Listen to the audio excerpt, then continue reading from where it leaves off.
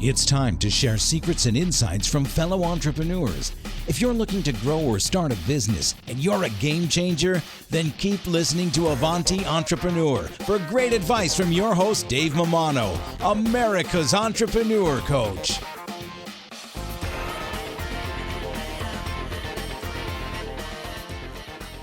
Hey, Avanti Tribe, Dave Mammano here. Just want to thank our sponsor, Paychex. You know, Paychex, they make it simple for businesses of all sizes to pay and manage their team. They make payroll easy with employee pay options, including direct deposit, checks, pay cards, and so much more. Founded over 4 decades ago to relieve the complexity of running a business so that the owners can focus on what matters most.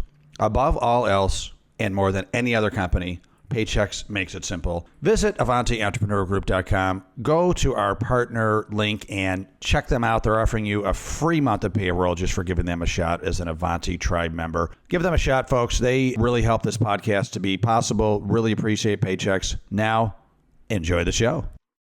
Hello and welcome to the Avanti Entrepreneur Podcast. I am David Mammano, your host, and we are here to help entrepreneurial achievers and business owners and leaders move forward.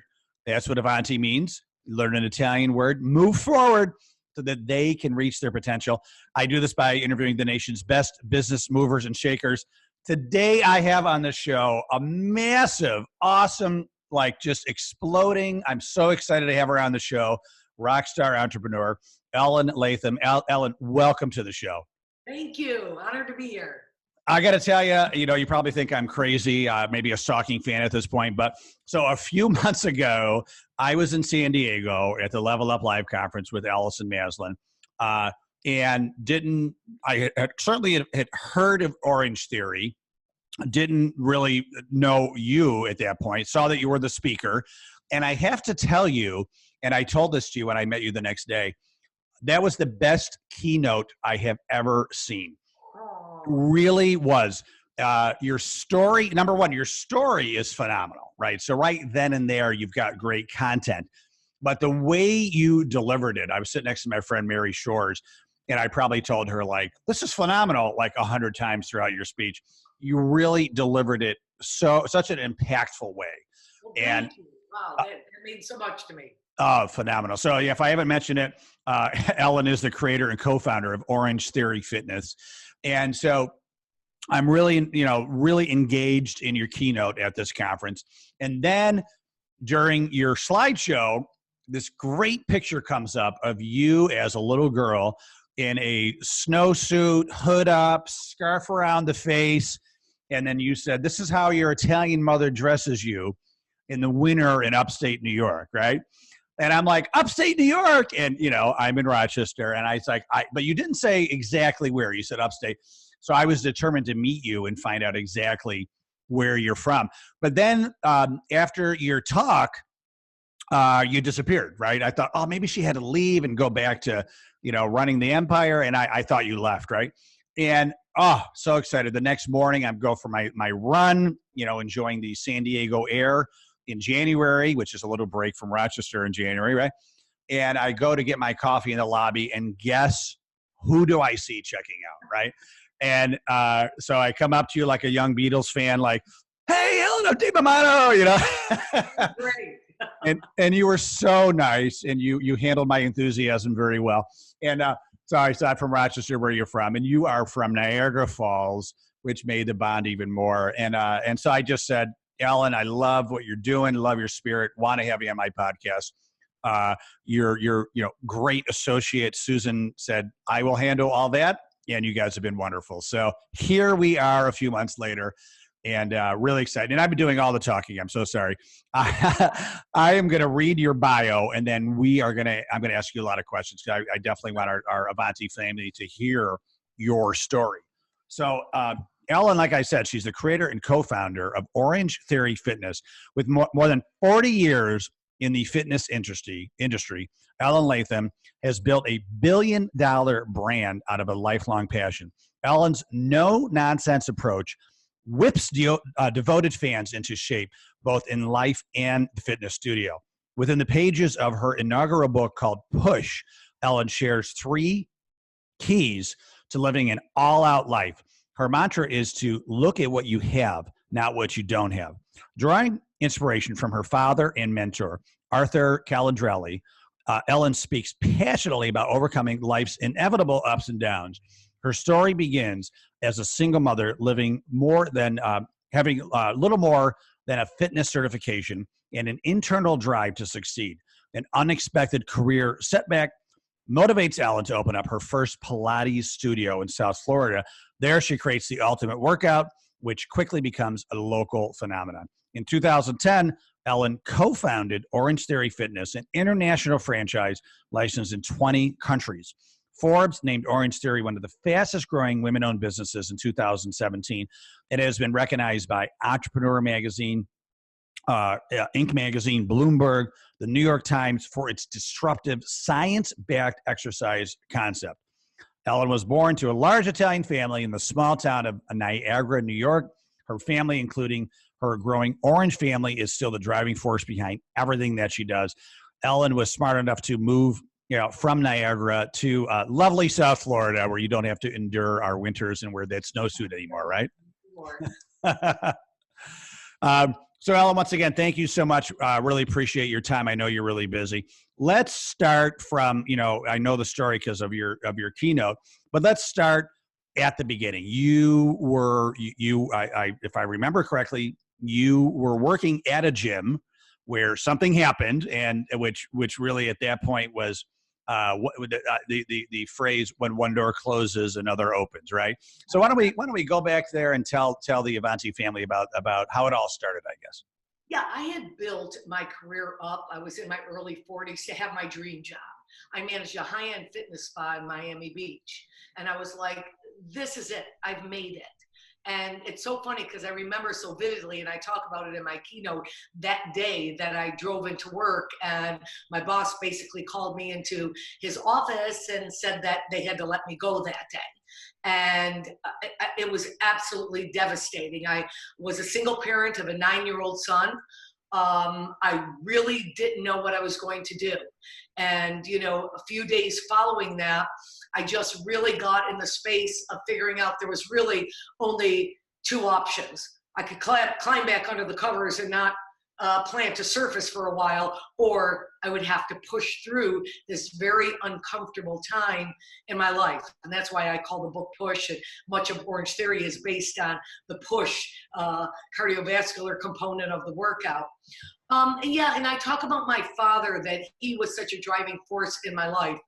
He's no longer here, but he so gave me such valuable lessons that I hopefully have given my son, that now has a new daughter that's 1 year old, that will give his daughter, which is really to appreciate and spend time focusing, as you mentioned, on what you have, not what you don't have.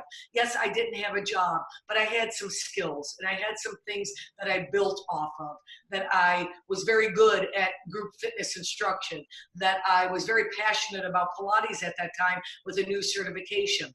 And what happened was I literally started a home fitness program out of my house in a spare room. And I started doing Pilates, and I worked at a little local Gold's gym, and I talked them into doing a little spinning concession and partner up with me. And I really started kind of that entrepreneurial, I guess you would call it, spirit of working for myself, which up to that point, I had only worked for others.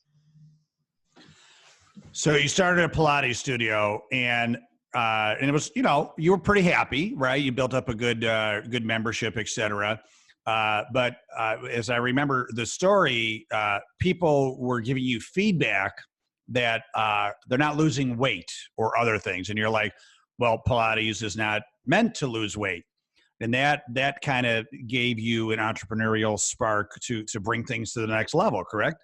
Exactly. So it's so important here to listen what the consumer wants. Listen to, if you got a business out there, you're building a brand that, you really test things out, listen to what they're not getting. And if you could find ways to give them what they're not getting, you might be surprised what happens. And that's exactly what I did. I was hearing my members saying they were taking spinning classes, they were working with personal trainers, they were jogging around the park, and they were not getting the grandiose fat burning effects that they would like. And it wasn't coming from the Pilates. So I decided, okay, I'm going to go find a space that's bigger than my Pilates studio. I'm going to bring my Pilates studio over, but I'm going to create what I called the ultimate fat burning workout. And I called it Ellen's Ultimate Workout. And I took time to really think through, what am I hearing that people are not happy with? What goes on in group fitness training that people maybe start, but then they leave? I really took time to think about some very, very important aspects that I believe are an aspect of why it's taken off like it has. So for example, I based it on science. EPOC, which is excess post-exercise oxygen consumption. Big bunch of words that basically means create an oxygen debt in the human body that 24 hours after it has to be repaid. And because it has to be repaid, you're burning more calories the 24 hours after. So it is a science I did not create. It's how the human body works. So I was an exercise physiologist, have a master's degree in exercise physiology. So I knew science I had studied. I just packaged it up, put it in a nice big bow, and worked it out in this workout as far as that science of how the body responds. Then I thought about the psychological and aspects of group training. Why do people quit? So this is again where you got to dig into your product and go, why will they stop using this? Why will they not need me anymore? So I looked at, why would people quit group training?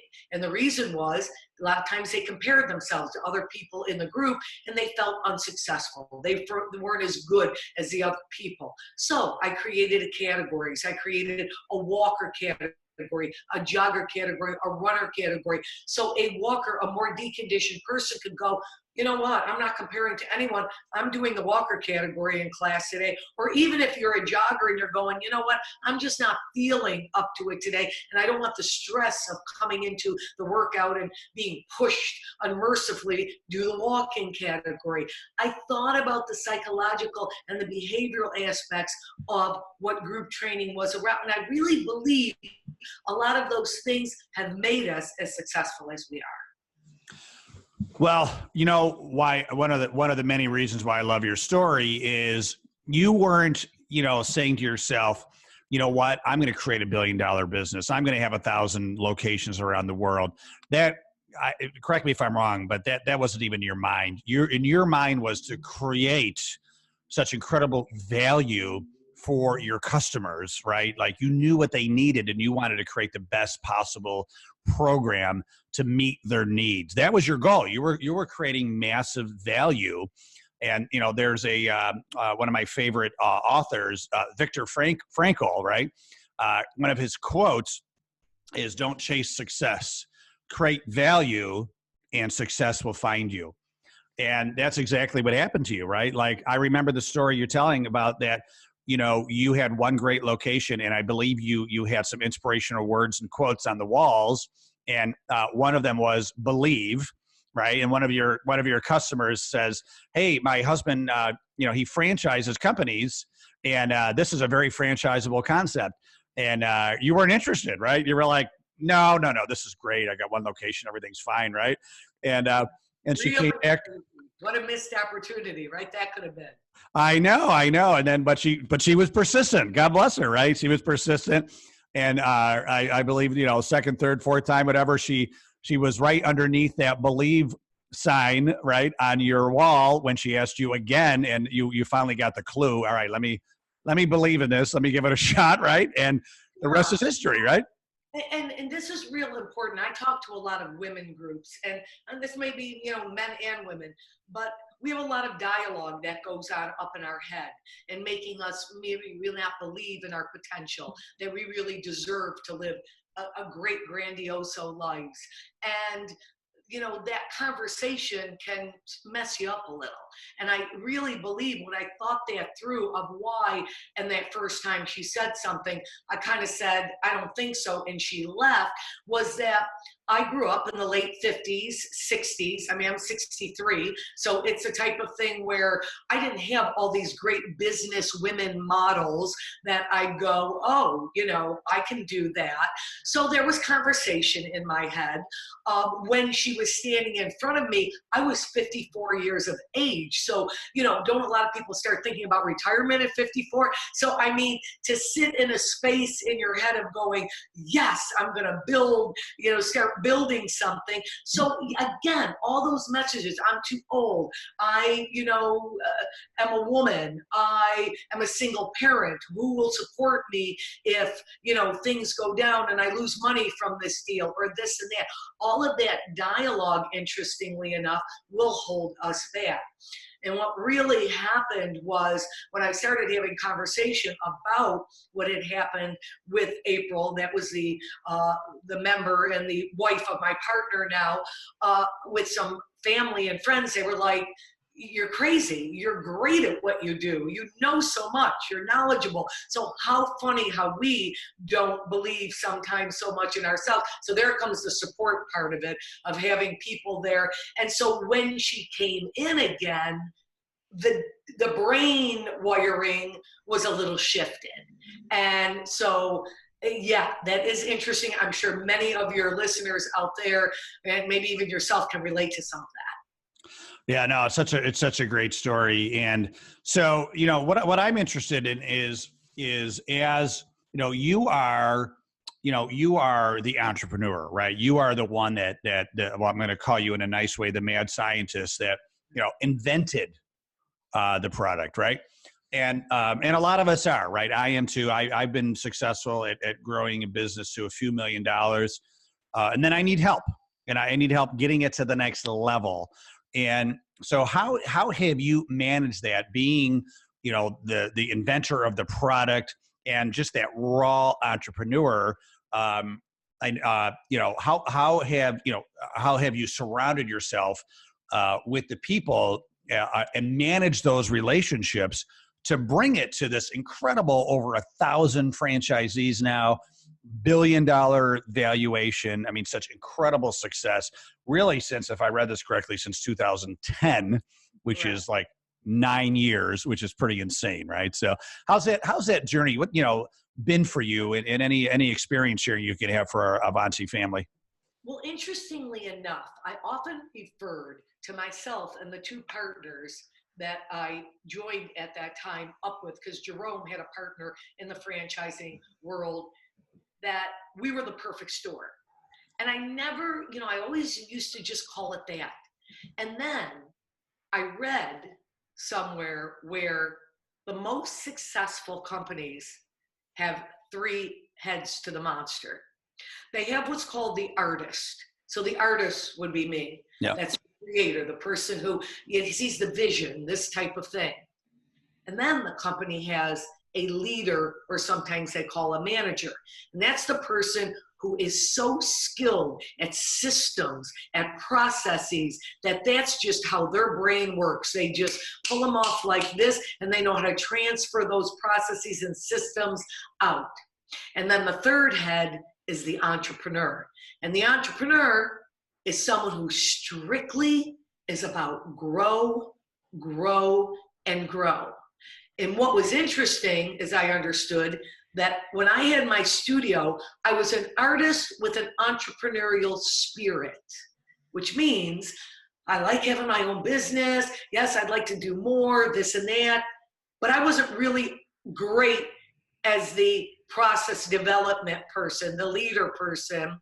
And I didn't have all the way for all that, the entrepreneur, that's all they do. They are interested in this head and this head. All they are interested in doing is how can I take, you two do a great job of what you do, because I'm going to take the great things that you two do and I'm going to grow it, grow it, grow it. So it was so fascinating, because when I got educated on, there were actually names for the 3 of us.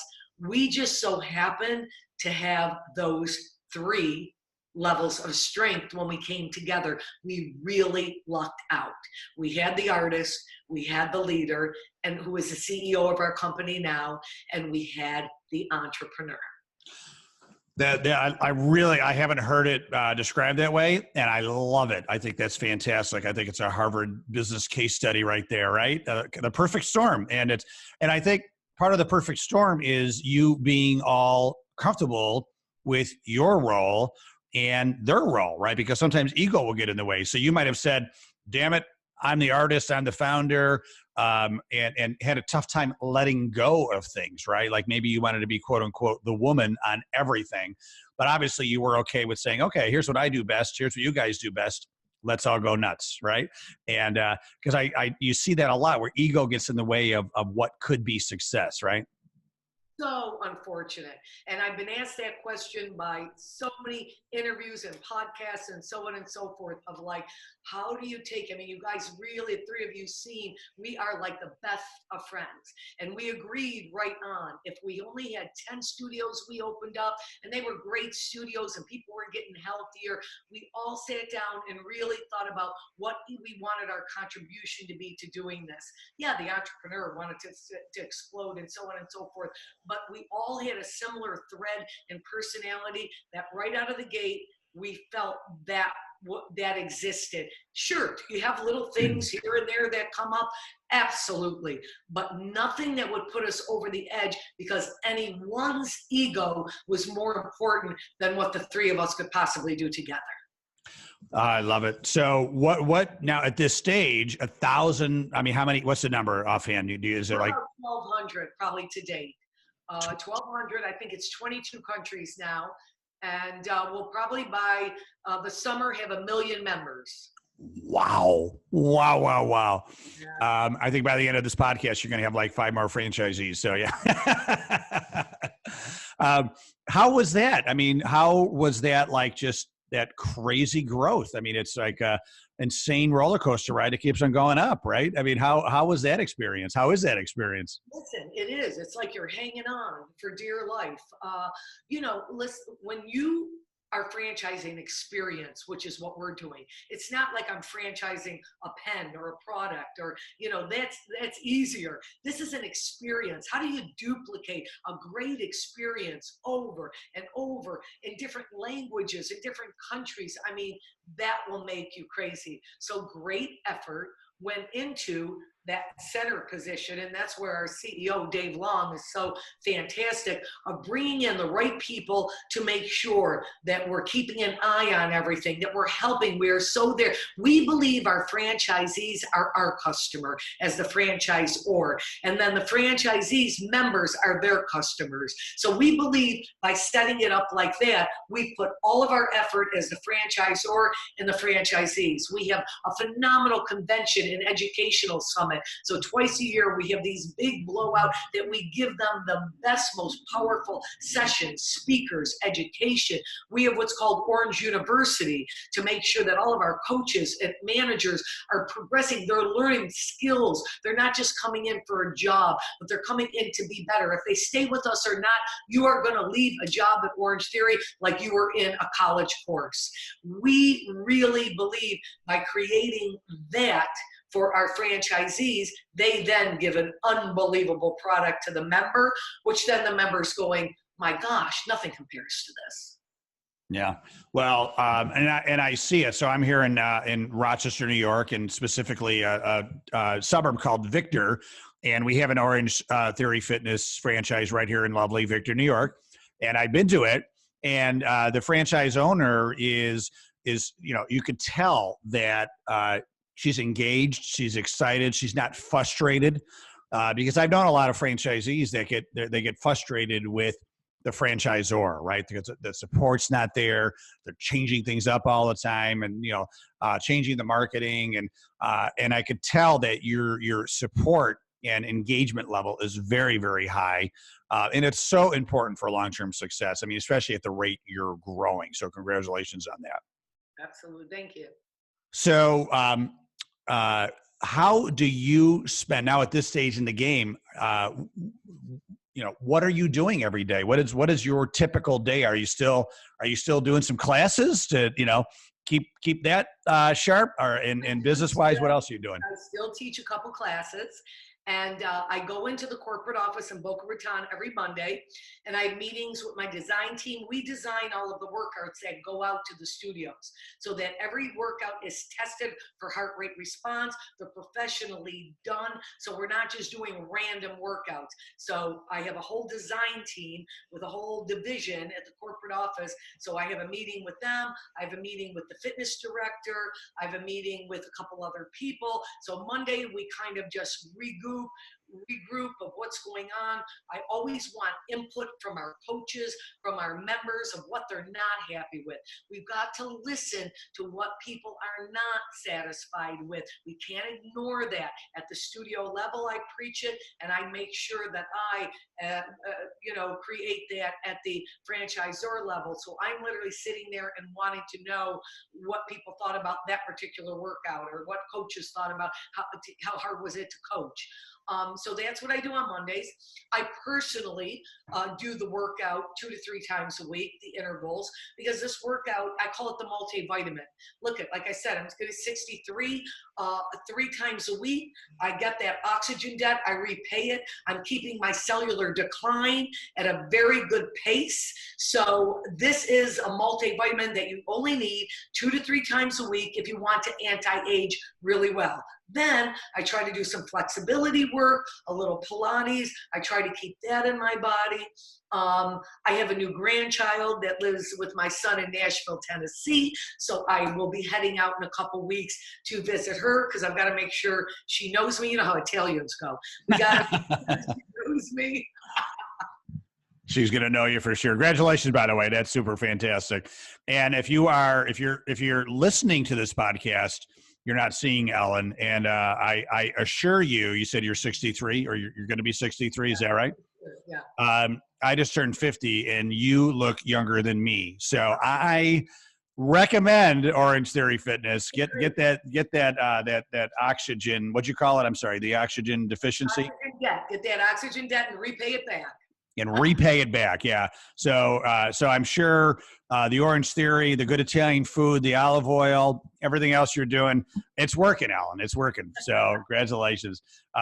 And my daughter, who just turned 14, which you have to be 14 to do Orangetheory, she literally just turned 14, and we got the free trial. So and she wants to join. So of course, when school gets done in a couple months here, we're gonna join, and it's gonna be a great bonding activity for us to go at least 2 times a month. That's great. And she kicked my butt. She was in the orange zone and the red zone a lot more than me. I'll just put it that way. that heart muscle's a nice youthful muscle. Yep, absolutely. So you said your age, so I'll say it again. You're 63. What's next for you? What's the next 25 years for you going to look like? Have you thought about that? Well, right now, corporate wise, we're really looking at establishing a strong international market. There's a lot of interest internationally, and people are very into fitness. They love fitness in a box, which basically is a franchise concept. They love that. They don't want to have to figure it out. So I'm real excited about, we're just really spreading through Japan, UK, Australia. So putting a lot of efforts in creating a very good footprint internationally, and, changing lives across the globe. I'm doing a lot of keynote speaking. So I know I'm coming to see you in October, and getting asked to come and preach this message. Let women hear, let young girls hear. You let people who don't believe that they can maybe, I'm you. I am you. I was 54 years of age. I had one little studio. You never know. The messages that I talk about in the speech about not just showing up, but coming to perform every day of your life, of, that momentum shifting up, focusing on what you have, not what you have. All of those messages, I get so many people kind of like you were after the keynote who said, oh my goodness, I'm going home and I'm going to reboot that business that I just tossed in the can, that I really have always wanted to do, so on and so forth. I love that. Don't leave this earth without really being the best version of yourself.